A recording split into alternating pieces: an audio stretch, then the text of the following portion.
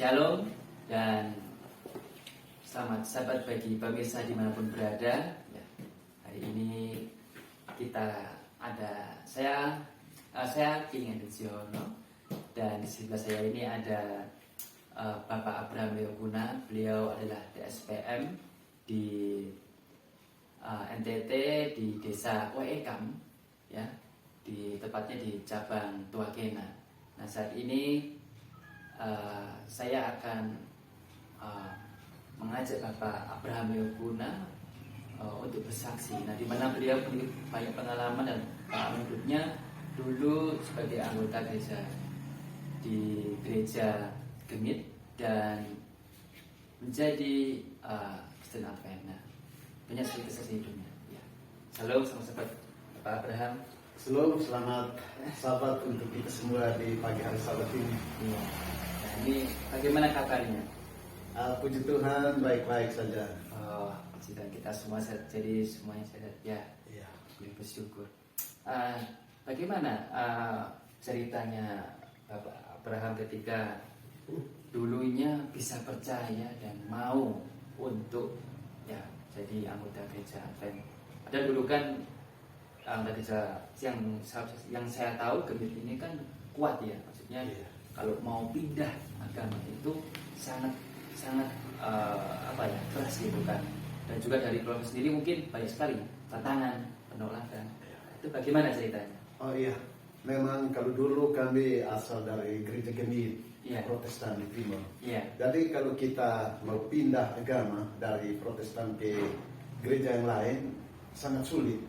Karena memang di gereja Protestan anggotanya cukup lumayan, cukup banyak. Tapi ketika kita mau pindah pasti ada tantangan yang bukan main. Dan kenapa saya jadi Advent sampai sekarang? Karena memang dulu di tahun 80-an, dari tahun 81 pendeta Petrus mati. Waktu itu bertugas di Soe sebagai ketua distrik PTS Kota. Jadi tahun 1983 beliau pindah di Desa Obibi. Itu belum ada Advent. Pindah di Desa Obibi, mereka belajar Alkitab pada hari Sabtu. Jadi waktu turun ke sana, kami juga heran kenapa mereka belajar Alkitab pada hari Sabtu bukan hari Minggu yang gereja kami pindah. Jadi waktu itu mereka berkumpul dari satu kelompok, mereka ibadah pada hari Sabtu di rumahnya sendiri. Jadi tahun 1983 kami coba pelajari bagaimana mereka ibadah hari Sabtu. Tapi ketika mereka ibadah hari Sabtu, kami coba ikut. Itu kakak saya yang pertama ikut.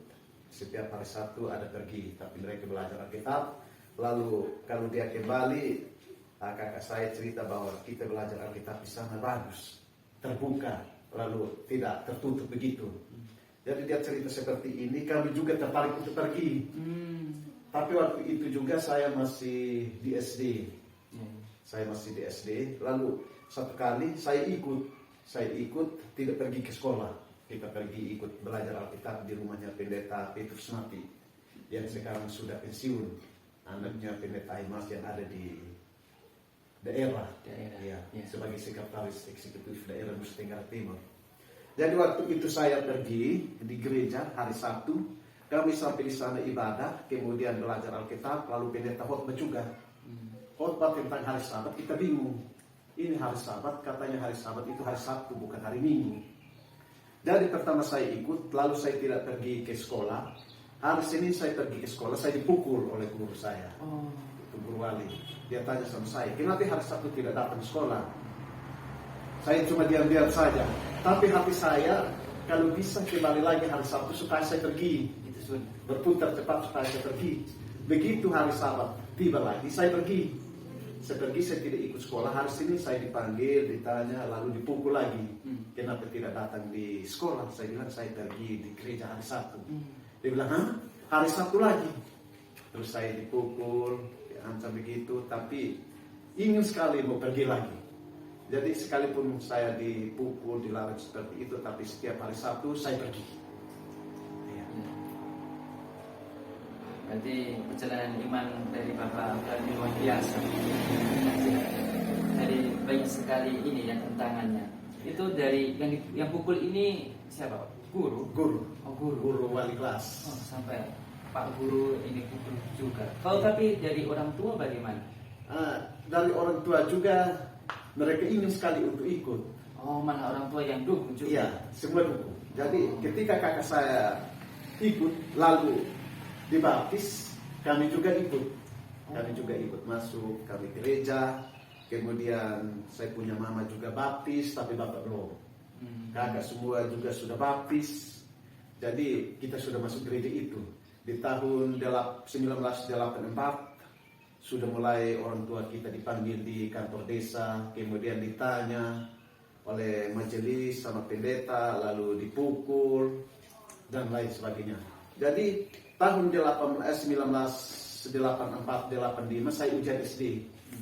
Ujian SD waktu itu ujian negara baru pertama kali tahun 1984. Jadi ujian itu dari hari Senin sampai hari Sabtu. Jadi hari Senin sampai hari Sabtu saya ikut ujian dari hari Senin sampai hari Jumat. Lalu hari Sabat saya tidak pergi ujian. Jadi waktu itu kami ujian di salah satu sekolah di SD Gemit Kotoli. di Kotoli. Ya, di Kotoli. Jadi waktu itu ada 7 sekolah yang berkumpul untuk ikuti ujian nasional pertama kali. Jadi sampai hari Sabat pagi seperti ini saya pergi di air mandi, kemudian saya pulang dari air, kepala sekolah dengan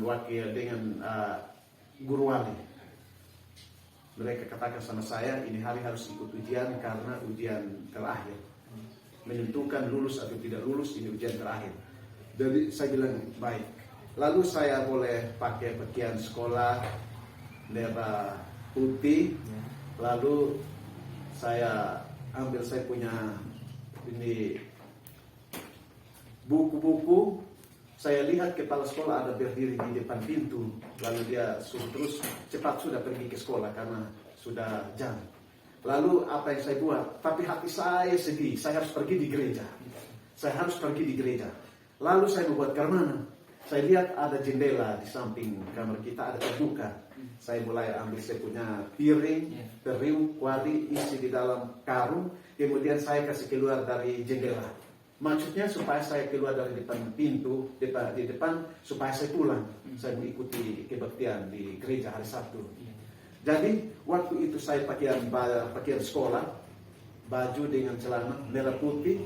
Kemudian saya angkat buku, saya keluar dari depan, saya salam kepala sekolah, saya mau pergi ke sekolah. Padahal setelah itu kepala sekolah katakan, ya pergi sudah.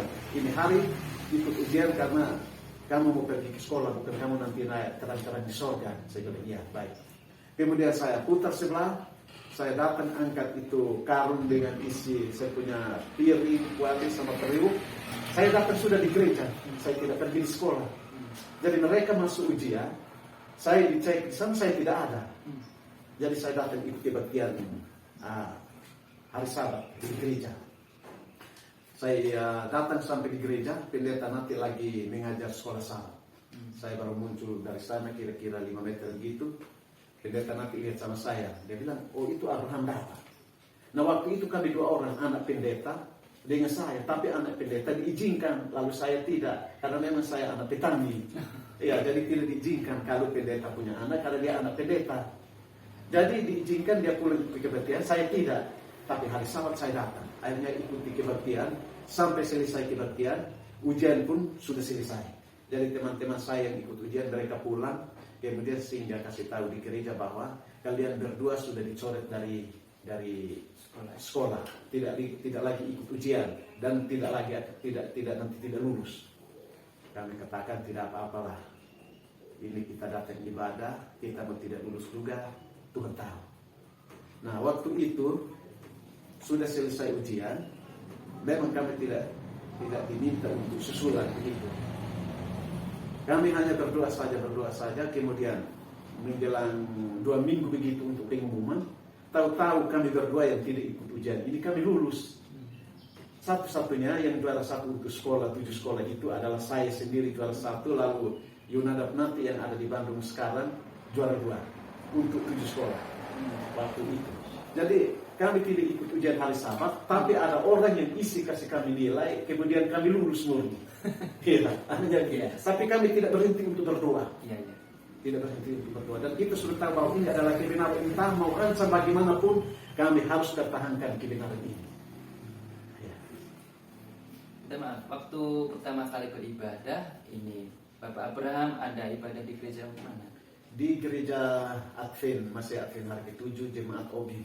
Oh, di YBB ya. Ya, di OBB. Jadi itu hari sudah ada gereja memang atau ada proses untuk pembangunan gereja Iya. di situ? Waktu itu di tahun 1984 itu kita ibadah di rumah pendeta Napi. Oh, rumah Itu pendeta masih Napi. rumah. Masih rumah. Yes, masih rumah. Oh, berarti ada proses untuk ke situ ya. Iya.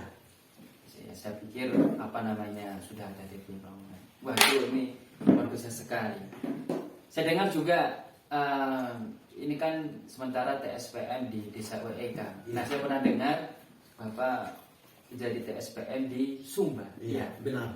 Nah, saya dengar wah banyak jiwa yang dimenangkan. Nah, itu kalau boleh tahu bagaimana ceritanya dari situ.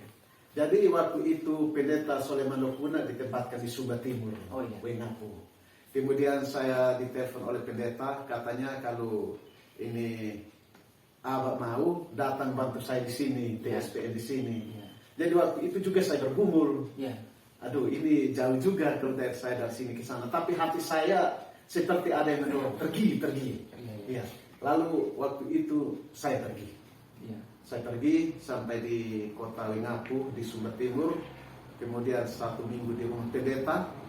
Kemudian 1 minggu selesai, saya dikirim di kecamatan Wolowijelo. Di Wolowijelo, jauh dari kota Wengapu, jalan seharian. Kemudian saya pergi sampai di sana, saya tinggal di orang luar, RT, tapi orang luar yang tidak seiman. Saya tinggal di situ. Memang sudah ada Advent, tapi Advent hanya 2 orang yang tidak setia. Iya. Tidak setia. Saya tinggal di situ, tinggal di rumah RT. RT ini Pak RT ya? Pak RT. Oh. Pak RT ini dia gereja Katolik. Oh, Katolik. Ya, dia Katolik. Pertama kami tinggal di situ, kami tidak bisa berbuat apa-apa. Iya. Karena memang orang Katolik ini keras. Betul.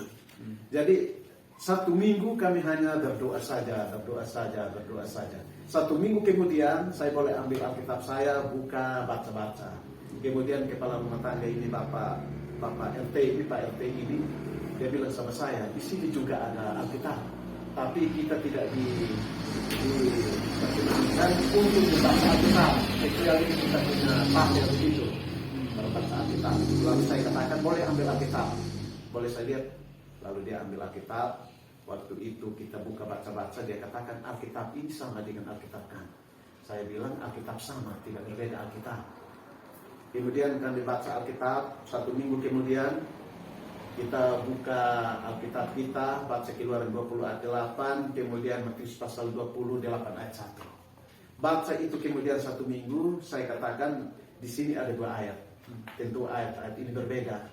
Jadi Keluaran 20 ayat 8 berbicara tentang ingat dan kuduskanlah hari Sabat. Kemudian Matius pasal 28 ayat 1.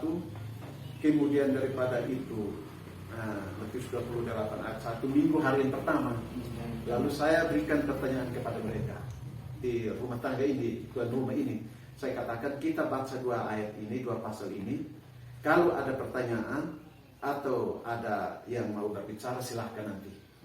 Kami baca ini ayat ini. 1 minggu kemudian ada bertanya dari Pak RT ini. Dia bilang, saya mau tanya, ini ada 2 ayat yang kita baca, 2 pasal, Matius dengan Keluaran 20 ayat 8. Dia menjadi pertanyaan bagi kami bahwa di sini katakan ingat dan kuduskanlah hari Sabat. Lalu Matius pasal 28 minggu hari pertama. Sementara ini kami beribadah hari Minggu adalah hari ke-7, hari Sabat. Ya. Itu gereja yang didirikan oleh Tuhan di atas batu karang. Saya juga tidak menjawab. Kami terus belajar. Kemudian saya katakan nanti Alkitab yang menjawab. Mulai dari itu kami sudah mulai buka KPA, belajar KPA. Dalam rumah tangga itu ada 14 orang. Ada 14 orang kami belajar. Kemudian di luar dari KPA ini juga ada dari gereja-gereja yang lain. Kami belajar Alkitab ini sampai pada hari Sabat. Saya jelaskan tentang Sabat. Sabat itu hari apa, kemudian Minggu itu hari apa. Alkitab menjawab bahwa Sabat itu adalah hari ke-7, Minggu itu adalah hari pertama.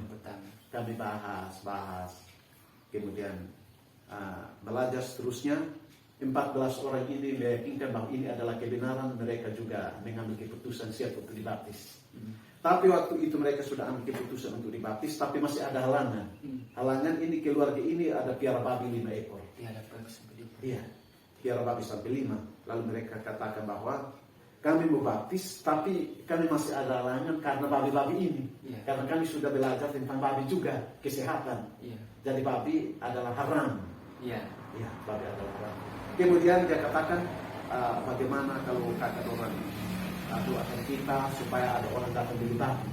Kami menjual semua, sehingga ketika kami kalau dibaptis jangan lagi ada yang mengganggu lagi. Jadi ketika kami bergumul 1 minggu untuk babi-babi ini, 1 minggu kemudian sekitar jam 9 pagi, babi yang satu itu ada sakit. Jadi Pak RT ini istrinya ketua majelis posyandu. Nah, jadi dia bilang sama saya, ini kakak kita mau pergi ke posyandu, saya mau ambil obat dengan jarum untuk suntik babi karena babi kita lagi sakit. Ya, jadi waktu itu dia kasih tahu kita, lalu pergi di posyandu untuk ambil obat. Lalu dia pergi ambil obat, kemudian dia kembali suntik babi ini. Suntik babi ini, kemudian besok paginya jam 9, babi yang sakit ini mati. Babi yang sakit ini mati, kemudian satu ikuti sakit juga. Mati juga. Suntik lagi besok paginya jam 9, babi yang kedua ini mati juga. Berturut-turut sampai 4 ekor mati. Kemudian tinggal yang satu yang taringnya panjang seperti ini, yang harga itu sampai 5 juta ke atas. Lalu yang besar ini juga tidak mati. Jadi orang katakan sama kita bahwa 4 sudah habis, sudah mati. Bagaimana dengan ini yang satu, ini yang besar ini? Kalau boleh kakak orang berdoa supaya kalau bisa ada orang datang beli babi ini. Kami berdoa 1 minggu kemudian doa kami belum jawab. Belum ada orang datang cari babi untuk beli. Tapi terus kami berdoa tidak putus asa. 1 minggu kemudian orang dari Sumba Babat datang cari babi untuk beli. Dan ketika mereka sampai di rumah yang kami tinggal itu, mereka tanya, ada babi Pak? Lalu tuan rumah katakan, ada babi, kami mau jual babi 1 ekor di sini. Lalu mereka panggil itu babi datang, kemudian omong harga, sudah setuju harga, sudah bayar, tapi babi ini belum ikat. Akhirnya babi ini hilang. 1 hari babi tidak datang di rumah. Jadi orang yang beli ini datang bertangkap babi supaya mereka jalan. Tapi babi ini tidak datang-datang. Lalu tuan rumah ini yang babi punya ini, mereka cari ini babi tidak datang. Kemudian dia kasih tahu sama kita berdoa lagi. Berdoa kemudian jam 1 siang kami mau makan. Kami mau makan, babi ini tidak ada. Tapi ketika kami berdoa, selesai berdoa, babi ini tidur di depan rumah. Tiba-tiba, karena selama ini cari tidak ada. Tapi setelah kita berdoa, babi ini ada tidur di depan rumah. Lalu saya mau keluar, saya lihat itu babi di depan itu, saya panggil, saya bilang Mama Yanto, ini ada babi sudah ada di sini. Jadi dia senang sekali, dia datang kasih makan ini babi, ikat. Setelah ikat selesai, orang yang dibela babi pun tiba, kemudian babi ini dibayar, lalu dikasih naik di mobil jalan. Iya, biasa. Ini berarti kuasa Tuhan yang seperti yang saya dengar juga. Timang-timang harganya juga bisa naik ya. Ini kesaksian yang luar biasa yang saya dengar dari awalnya itu biasa-biasa saja. Saya dengar lulusan hanya SD saja ya. Iya. Tapi Tuhan pakai bisa sampai sekarang ini, Tuhan kirim sampai utus sampai di Sumba dan di mana-mana sampai di OE kami juga. Dan itu bagaimana? Saya dengar ada 20 jiwa yang dimenangkan itu. Jadi waktu itu kami terus belajar. Yang Pak RT ini sudah mengambil keputusan untuk dibaptis. Tapi kasihan bapak mantunya kafir. Mereka adalah kafir sejak kecil. Dari orang tuanya datang sampai di bapak ini kafir. Jadi Bapak Yanto ini, Pak RT ini bilang kami siap untuk dibaptiskan, tapi kasihan bapak mantu saya Ah. Lalu kan waktu itu bapak mantunya juga jauh, Oh. jauh sekali. Iya. Jadi kita katakan ya kalau hubungi mereka mau kita pergi belajar. Iya, iya. Jadi waktu itu mereka hubungi orang tua ini mau, Iya. yang dari kafir mau.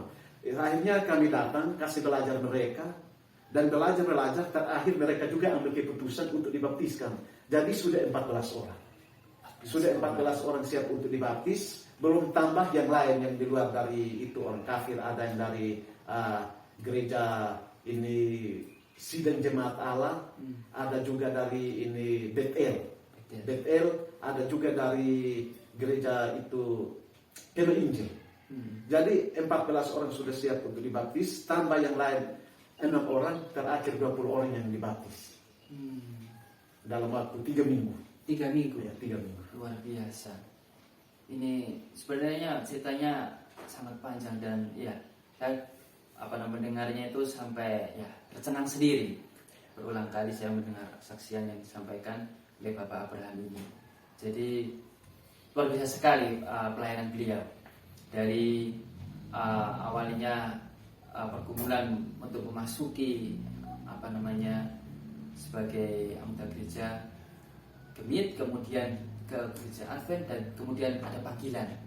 Ya. Nah, oleh siapa tadi pendeta Sulaiman Kuna, sehingga ketika dapat panggilan itu beliau terima dan akhirnya ternyata dalam waktu itu pelayanan yang keberapa ya di Sumba? Itu pelayanan yang kedua. Karena kedua. saya TSP pertama di Kecamatan Kie. Oh, di Kie. Itu kita masuk di salah satu desa yang memang semua itu kafir. Oh. Semua itu kafir. Jadi waktu itu berhasil 5 orang dibaptis. Oh, puji Tuhan. Oh, di Kie itu ada 5, di Sumba Timur dapat 20. Iya. Nah, dan ini yang keberapa kalau yang di sini? Kalau yang di sini yang keempat kali, karena kembali dari Sumba di kampung sendiri. Oh, kembali dari Sumba di kampung sendiri di Nun Ana ya? Iya, di Nun Ana, jemaat Nun Ana dengan jemaat OBB. Waktu itu surat keputusan dari daerah saya kembali di Nun Ana. Iya. Sebenarnya di Alor, tapi waktu itu anak saya yang terakhir itu masih kecil, jadi saya tidak jadi pergi ke sana. Saya kembali di kampung. 1 minggu kemudian surat keputusan dari kantor kita gereja Masih Advent hari ke-7 daerah Nusa Tenggara bahwa saya diaktifkan kembali, tapi kerja di kampung sendiri, yaitu Desa OBB, Desa Numbena, Desa Panite, Desa Kokoli. Ada 4 desa. Jadi waktu itu 4 desa yang saya kunjungi, di Desa OBB ada 4 KPA. Dua di KPA di dalam, luar di KPA luar, orang luar. Kemudian di Numbena ada 2 KPA. Kemudian di Desa OBB, jemaat kita di Desa OBB ada 2 KPA, 1 di luar, KPA di orang luar, 1 KPA dalam. Kemudian di Desa Panite ada 3 KPA. Itu di luar semua, KPA ini di luar semua. Di luar semua. Kemudian setiap KPA ini ada jiwa. Jadi waktu itu KKR di Kupang, di Stikes. Ya, di Stikes. Waktu itu pembicara dari Jawa, dari Jakarta. Jadi waktu itu KPA ada 8 yang saya buka dan hasilnya ada 15 jiwa yang dimenangkan. Dari gereja Katolik ada 1, dari Pentakosta ada 1, dari Islam ada 1, dari Protestan ada 1. Jadi itu berjumlah 15 jiwa yang dimenangkan. Waktu saya 1 tahun di kampung, 15 jiwa dimenangkan dari 3 desa ini, 4 desa ini. Kemudian saya juga memimpin cabang sekolah sahabat di Desa Kokoli. Oh. Ya. Ini luar biasa sekali. Hamba Tuhan Bapak Perhimpunan ini. Beliau sederhana tetapi Tuhan pakai sampai di mana-mana. Sedangkan saya sendiri mungkin masih saat ini dalam rohanian mungkin masih bergumul. Ya, inilah kesaksian dari Bapak Perhimpunan tentang bagaimana pengalaman hidupnya dulu sebagai anggota gereja Advent di Injili di Timur, tetapi oleh karena iman dan percayanya kepada Tuhan yang tuntun, banyak sekali tantangan, banyak sekali rintangan, tapi hingga pada saya Tuhan pakai jadi biji mata Tuhan yang terbaik hingga sampai saat ini. Nah, terima kasih Bapak Abraham Lekuna atas kesempatan waktunya. Mungkin kita bisa jumpa lagi dengan waktu. Terima kasih banyak. Masih ada lagi pengalaman yang saya harus sampaikan. Oh iya. Saya harus sampaikan, tapi mengingat waktu sudah tiba untuk kita mulai beribadah sudah. Iya. Mungkin setelah ibadah atau di lain waktu nanti kita Iya. sambung. Terima kasih. Terima kasih. Dan juga kami ucapkan mungkin kita akan kembali di lain waktu kepada pemirsa yang di rumah. Tuhan memberkati. Terima kasih, Tuhan berkati. Shalom.